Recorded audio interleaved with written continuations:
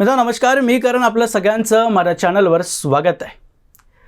मित्रांनो अनेक व्हिडिओजमध्ये विधानसभेच्या निवडणुकीदरम्यान आणि त्या अगोदर सुद्धा मी तुम्हाला समजावण्याचा प्रयत्न केलेला आहे की काँग्रेस, त्याचे वरिष्ठ नेता आणि ग्राउंडवरले कार्यकर्ता यांच्यामधला संबंध पूर्णतः तुटलेला आहे. ग्राउंडवर काय चाललंय, कार्यकर्ते काय करतायत, लोक काँग्रेसविषयी काय विचार करतायत याचा जरासा अंदाजा सुद्धा काँग्रेसच्या नेत्यांना नाही आहे. आणि हा अंदाज नसताना काँग्रेसचे वरचे नेते कोणत्याही प्रकारचे निर्णय घेत असतात. मग त्या निर्णयाचा आपल्या पक्षावर काय परिणाम होईल आणि ग्राउंडवर लोक आपल्याविषयी काय विचार करतील याचा जरासाही अंदाजा त्या काँग्रेसच्या एका खोलीत बसलेल्या नेत्यांना नसतो. आणि याची प्रचिती पुन्हा एकदा मला काल आलेली आहे. कारण होळीच्या निमित्तानं काँग्रेसनं एकनाथ शिंदे आणि अजित पवारांना एक मोठी ऑफर दिली आहे. नाना पटोलेंनी काल माध्यमांशी बोलताना एकनाथ शिंदे आणि अजित पवारांना ऑफर दिली की तुम्ही आमच्या सोबत या आणि काँग्रेसला महाराष्ट्रामध्ये सरकार बदलण्यासाठी मदत करा आणि मग काँग्रेस आणि आमची सरकार आल्यानंतर तुम्हा दोघांना काही काळासाठी मुख्यमंत्रीसुद्धा आम्ही बनवू. आता एक्झॅक्टली नाना पटोले काय म्हणाले हे मी तुम्हाला सर्वात अगोदर सांगतो. त्यांनी म्हटलं की महायुती सरकारमध्ये एकनाथ शिंदे व अजित पवार यांची स्थिती फार वाईट आहे आणि विशेषतः एकनाथ शिंदे यांची अवस्था तर अजूनच वाईट आहे. म्हणजे इतकी वाईट आहे की ती बोलण्यासारखी सुद्धा नाही आहे. पुढे ते म्हणतात की पुढच्या काळात त्यांचा पक्ष टिकेल किंवा नाही याची शाश्वतीसुद्धा देता येणार नाही. भाजप त्यांना जगू देणार नाही आहे. आम्ही त्यांच्यासोबत आहोत, त्यांनी आमच्यासोबत यावं.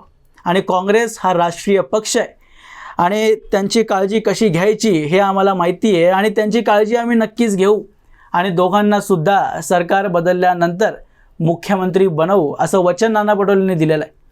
आता मित्रांनो या वक्तव्यावर ना खरं तर हसावं की काँग्रेसवर दया करावं हे कळत नाही. कारण हे वक्तव्य आणि काँग्रेसची महाराष्ट्रातली ताकद याचा कुठेही मेल नाही आहे. कारण तुमची आमदार संख्या किती, तुम्ही कोणाला ऑफर देताय याचा जरासाही एक अंदाजा, एखादा विचार या नेत्यांनी केलेला दिसत नाही आहे. कारण जर काँग्रेसचा एखादा वरिष्ठ नेता असं माध्यमांसमोर येऊन जर सरकारमधल्या विद्यमान उपमुख्यमंत्र्यांना अशी ऑफर देत असेल तर मग आपल्याला असं वाटेल की यांच्याकडे काहीतरी प्लॅन असेल, काहीतरी आमदार संख्या असेल. पण काँग्रेसची आज आमदार संख्या फक्त 16ची आहे. जर अजित पवार आणि एकनाथ शिंदे बाहेरसुद्धा पडले आणि त्यांनी म्हटलं की चला आपण सरकार बनवू, तर शरद पवार, उद्धव ठाकरे, एकनाथ शिंदे, अजित पवार, काँग्रेस या 5 जणांना एकत्र करूनसुद्धा आमदार संख्या ही 144 पर्यंतच जाते. म्हणजे सरकार बनवण्यासाठी अजून 2 आमदारांची गरज. मग अपक्षांना घ्या, मग छोट्या पक्षांना जवळ घ्या आणि मग जे काही या अपक्षांच्या आधारावर सरकार बनेल मग त्याच्यात तुम्ही एकनाथ शिंदे आणि अजित पवारांना मुख्यमंत्री बनवणार ते सुद्धा फिक्स नाही आहे. कारण उद्धव ठाकरे एकनाथ शिंदेसोबत सरकारमध्ये येण्यासाठी तयार होतील का हा सगळ्यात मोठा प्रश्न. आणि मग अजित पवार शरद पवारांसोबत एक वेगळा पक्ष म्हणून सरकारमध्ये सामील होतील का हा दुसरा प्रश्न. आणि काँग्रेसमधले इतर नेते स्वतःला बाहेर ठेवून किंवा एक छोटं मोठं मंत्रिपद घेऊन समाधान मानतील का हा तिसरा प्रश्न. आणि अपक्ष तुम्हाला 5 वर्ष समर्थन देतील का हा चौथा प्रश्न. म्हणजे हे सरकार नाही आहे, हे भाजी मंडई असणार आहे. म्हणजे काँग्रेस जेव्हा एकनाथ शिंदेंना आणि अजित पवारांना ऑफर देते की तुम्हाला आम्ही सरकारमध्ये मुख्यमंत्री बनवू, तेव्हा ते सरकार नसतं, ते भाजी मंडई असते. म्हणजे त्यांचा म्हणण्याचा अर्थ हा असतो की तुम्ही आमच्यासोबत या, आमचा पक्ष तर डुबतच चालला आहे, आम्ही तर जाणारच आहोत, तुम्हाला सुद्धा घेऊन जातो आणि तुम्हालाही तुमचा पक्ष संपवायचा असेल तर आमच्यासोबत या, ही खरी ऑफर आहे. कारण मित्रांनो काँग्रेस हा महाराष्ट्रातला आणि एकूणच देशातला सर्वात जुना पक्ष आहे. या पक्षांनी कितीतरी नेते या भारताला दिलेले आहेत. पंडित जवाहरलाल नेहरू, इंदिरा गांधी, सरदार वल्लभभाई पटेल, लालबहादूर शास्त्री असे दिग्गज नेते या भारताच्या राजकारणाने काँग्रेसमधून आलेले आहेत. त्यामुळं काँग्रेसमधले नेते जेव्हा अशा एक मूर्खपणाचे वक्तव्य करतात तेव्हा काँग्रेसवर हसायला सुद्धा येतं आणि दयासुद्धा येते. कारण एकेकाळी या महाराष्ट्रामध्ये काँग्रेसनं बहुमतानं सरकार चालवलं आहे आणि आज काँग्रेसवर इतकी वाईट परिस्थिती आली आहे की प्रादेशिक पक्षांच्या नेत्यांसमोर भीक मागावी लागते की तुम्ही महायुतीमधून बाहेर निघा, बाहेर या, आमच्यासोबत सरकार बनवा आणि मग त्याच्यात आम्ही तुम्हाला मुख्यमंत्री बनवू. काँग्रेसनं आपलं मला वाटतं अजेंडा बनवलेला आहे की आपल्या स्वतःला स्वबळावर जर सरकार बनवता येत नसेल तर भाजपला सरकारच्या बाहेर ठेवण्यासाठी आपण कोणालाही समर्थन देऊ. आपलं मिशन काय, तर फक्त BJPला सरकारमध्ये येऊ द्यायचं नाही, BJPचं वाटोळं झालं पाहिजे, आपलं भलं हो या ना हो, आपलं नुकसान झालं तरी चालेल, फक्त BJP सरकारच्या बाहेर असली पाहिजे, हाच अजेंडा राहुल गांधी आणि त्यांचा काँग्रेस पक्षाचा आहे. आणि त्यामुळेच अशा ऑफर हे नाना पटोले देत फिरत आहेत. आणि एकनाथ शिंदे इतके मूर्ख नाही आहेत, हे नाना पटोलेंना सगळ्यात अगोदर समजून घेतलं पाहिजे.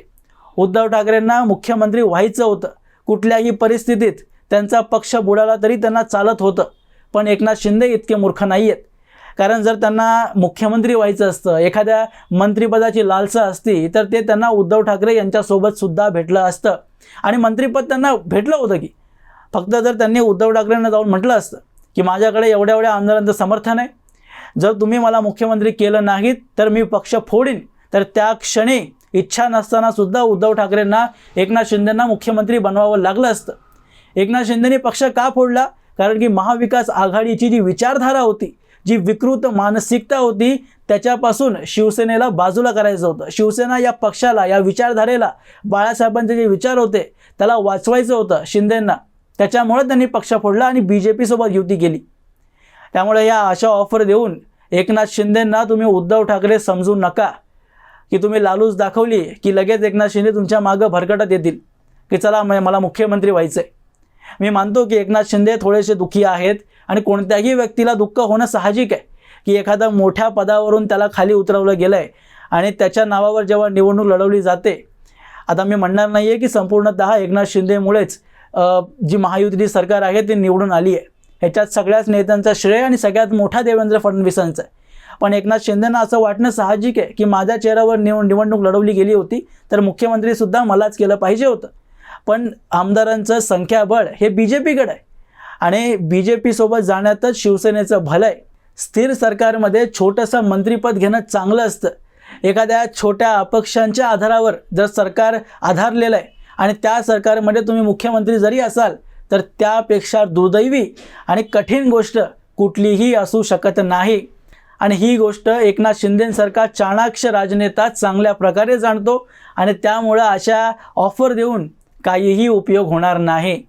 या अशा ऑफर देणं म्हणजे उंदरानं सिंहाला म्हणणं की चल तुला जंगलाचा राजा करतो.